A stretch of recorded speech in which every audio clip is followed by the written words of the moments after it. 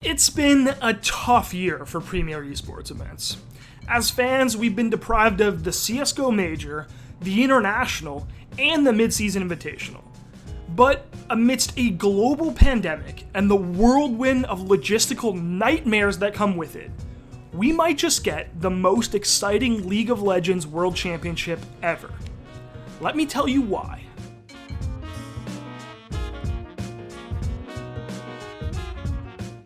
Alright guys, so if you're into esports news shows like this one, you're gonna love our talk show, Clouded. Every Wednesday at 1 p.m. Eastern, me and the guys from theScore Esports get together over on our Twitch channel, twitch.tv/theScore Esports, to talk about all the biggest headlines and give you our takes. So make sure you're following and turn on notifications, and we'll see you there. Alright, let's get back to League of Legends. I know it sounds maybe a little bit too good to be true after all of the cancellations, delays, and rescheduling we've had due to COVID-19, but we are actually getting a 2020 League of Legends World Championship. And let me tell you, I am stoked. And not just because it feels like one of the only real esports events in months, but because it's actually shaping up to be one of the most exciting international tournaments we've seen in League of Legends in a long time. You never know what will happen at Worlds. The stage is set, the curtain is drawn. 没人能够预见会是这种情况。 This is the game people want to see.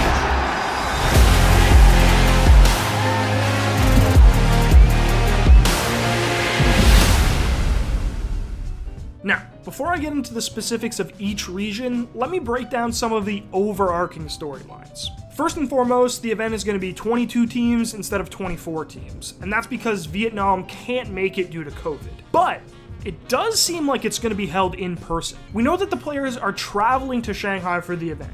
We know that the LPL finals in China were held in an arena with no fans. So even though Riot hasn't told us yet, everyone's assuming that's how Worlds is going to play out. Also, for the first time this year, the two regions with the most recent international success, China and Europe, will be sending 4 teams to the event, which may seem small, but is a big deal for League of Legends fans. For a long time, fans have complained that some of the strongest teams get locked out of Worlds because each region is only allowed to bring a certain number. So hopefully this helps that problem. All that said, maybe the most exciting global storyline headed into Worlds this year is the lack of a mid-season invitational. For the first time in the modern era of League of Legends, we have absolutely no idea how these teams stack up against each other. And that's got me really excited, because anything could happen. With that said, we do have a favorite: China. Yeah, it's official. China has overtaken South Korea as the region to beat in International League of Legends. That may not be news to many of you, but this year's World Championship is certainly a changing of the guard for a lot of people.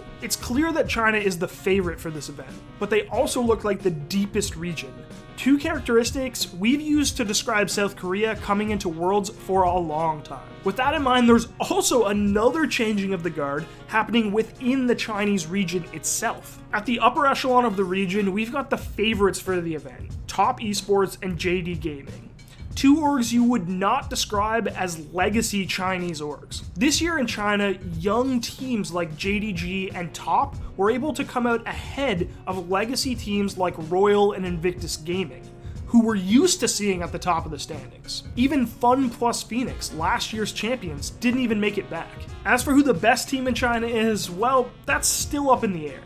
JDG and Top played in both the spring and summer finals this year, in both very close series, and they split them. So I guess we'll find out who's better at Worlds. This Dracula gets onto Luma, who's incredibly low. Kanavi falls, his ult wasn't available, and it's going to be Top Esports winning out the fight. Top Esports winning out the series as they take Elder. A stun through onto Yagao, and it's 369 to finish the fight. The old guard have fallen and a new era begins in the LPL. After years of denial, this second place was no longer good enough, and Top Esports are your LPL 2020 champions! Now, joining those two Chinese teams is the other quote-unquote really good team at Worlds this year, Damwon from Korea. Such a great position. You can see it, but it is going to be the Rendell going down. Now the team fight, Beryl looking for a pulverized target.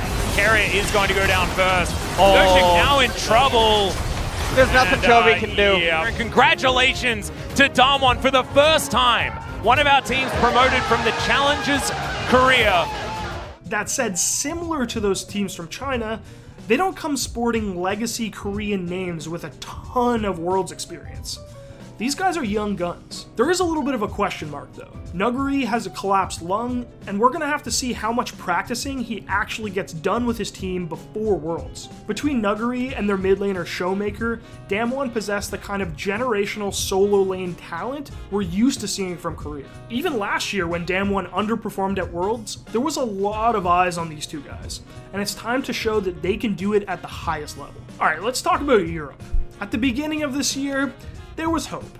Hope that somebody could finally win a split that wasn't Fnatic or G2. Some up-and-coming team like Rogue or Mad Lions could put it all together and finally take down these two juggernauts. But, like clockwork, G2 ended up winning both splits to make it 4 in a row and beat Fnatic in the finals both times. You can see actually in the base it's Caps. Caps is going in for the win. What a G2 way to close out this game. Wonder will kill Reckless. Jankos goes in and helps them get Hilly. And Caps is in the base. 10 splits. 8 titles. G2 are the greatest team we have ever produced in Europe. And they go back to back to back to back and win the summer season. Which continues a rather incredible trend. Of the 16 total European splits that have happened, Fnatic or G2 have won 15 of them. Now with that said, I think the big question on everybody's mind when it comes to Europe is, can G2 compete internationally like they did last year? Well, this year, G2 certainly don't look as dominant. There were question marks surrounding their bot lane for a lot of the summer, and Caps certainly had to do a little bit more carrying from the mid lane than he maybe would have liked. That said, they did prove it last year. They can compete with some of these top teams. And with no MSI this year, the rest of the world is not taking G2 lightly. And finally, we've got North America, the only major region not looking to win the tournament. Korea's got Damwon and DRX, China's got the two favorites for the tournament, and Europe's got G2, all contending to actually win the tournament. This year in North America, we've got TSM, who by all accounts would be thrilling to watch even make it out of groups. After a 2-year hiatus, TSM are back at Worlds,